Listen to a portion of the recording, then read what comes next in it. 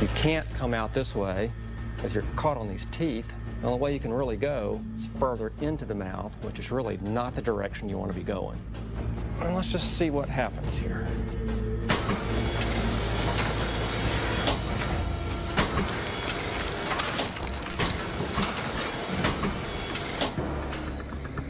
Well, I don't think there's any doubt that you wouldn't want to be a swimmer in a late Cretaceous ocean. You can actually see tooth marks where it just cut right through about 10 pounds of flesh like it was just butter. That would be nasty. The only good thing about this is that you'd probably be in shock after a bite like this. Maybe you wouldn't feel the rest of it. Final test: how the jaws perform eating simulated live prey. The first fish is immediately trapped on the barb-like teeth. And the rest? Well, straight down the old mosasaur hatch.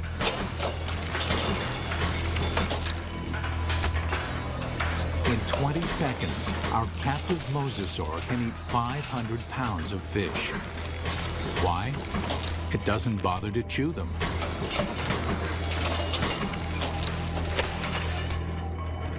There's a rapidly vanishing cloud of red and a few scales, and that's all that's left of it.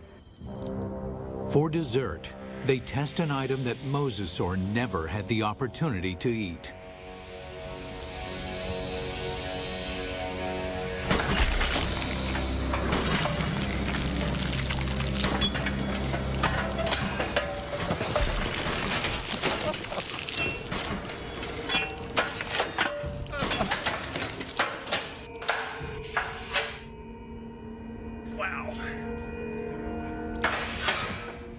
Well, I'm not sure what we learned by that, but that was quite satisfying. It's abundantly clear why mosasaur is the ultimate success story of evolution, growing from a 3-foot lizard into an alpha predator. Although this megabeast drove all its enemies into extinction, fossil evidence suggests another enemy took their place. And this enemy is something the mosasaur has never seen before.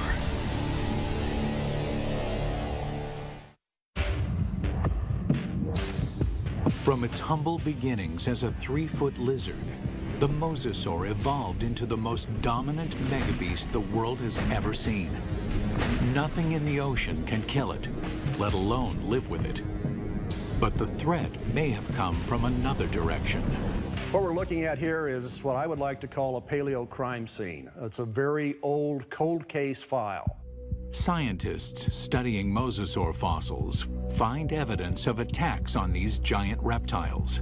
There's a healed bite mark here, this raised ridge. There's a second puncture wound here with this lip of reactive healed bone around it. There are 2 marks up here on the top of the skull, and it probably killed the animal fairly quickly. What animal is vicious enough to attack the deadliest creature in the sea? And we can measure the distance between those bites, and we can marry it up with the jaw of another larger mosasaur, and the teeth fit perfectly into those holes. It makes perfect sense.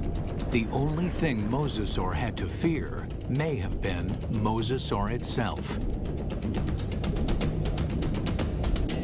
Experts think that mosasaurs engaged in snout wrestling or face biting to establish dominance. We see really analogous behavior in modern saltwater crocs. Almost always the males, and they're defending a breeding or feeding territory.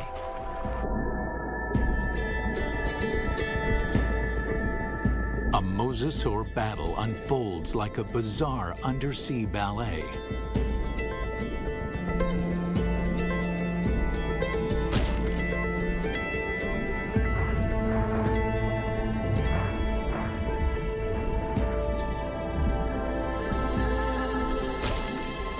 When one establishes dominance, the other gives up and swims away. This type of competition is common animal behavior. But scientists uncover something shocking in this particular set of fossils. Evidence that suggests not simple predation, but something close to murder. We've got the fossil evidence that shows that mosasaurs killed other mosasaurs, and they didn't eat them. I mean, it wasn't for food. By looking at the damage on the skull, Everhart believes that this wrestling match turned deadly. The fossil evidence shows the dominant mosasaur clamps down on his opponent's skull. And as the skull of the mosasaur rolled to the side, these teeth pulled out and left these big drag marks across the bone, very deep wounds. Not only is the skull crushed, but evidence suggests the killer then broke the victim's neck. We found the neck laying off like this at a 45-degree angle to the skull, indicating that it's probably broken right up here next to the brain case. Not even great white sharks or saltwater crocs deliberately kill their own kind. They killed, kind of like humans, they killed for other reasons than for food. And mosasaurs were different in that regard. We don't see that in very many other animal groups. Still, scientists believe this gladiator-like behavior would not have caused the mosasaur to go extinct. In point of fact, they seem to thrive on violence. 70 million years ago, with no other competition in sight, mosasaurs continued to evolve, becoming even more diverse. There's well over 50 species of mosasaurs. They began moving from the ocean into freshwater, seeking prey in swamps, estuaries, and rivers. Nothing on Earth could have stopped these megabeasts. Nothing on Earth, that is. It took a 6-mile-wide chunk of rock that slammed into the Earth 65 million years ago to end the reign of the mosasaur. We're talking about something that released as much energy as every nuclear weapon on the planet, times 1,000, set off all at once. The magnitude of this blast causes a shockwave of earthquakes and volcanoes. Mega tsunamis race across the oceans. A cloud of superheated dust and molten rain fills the atmosphere, blocking out almost all of the sunlight. This devastates the food chain. 75% of the species on Earth are wiped out.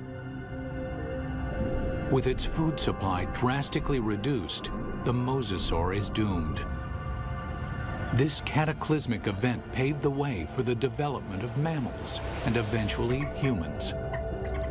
But what if the comet had missed? If mosasaurs had been allowed to thrive, how different would our world be?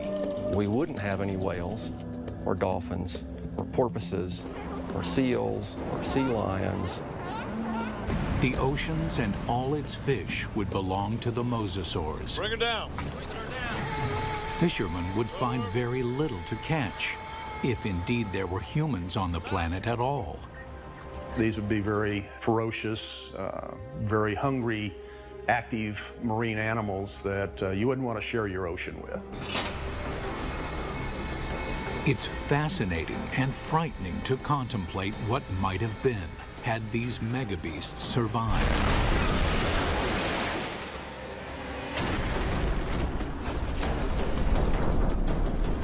The oceans of the world patrolled by these giant killing machines, 50 feet long, with jaws the size of T-Rex.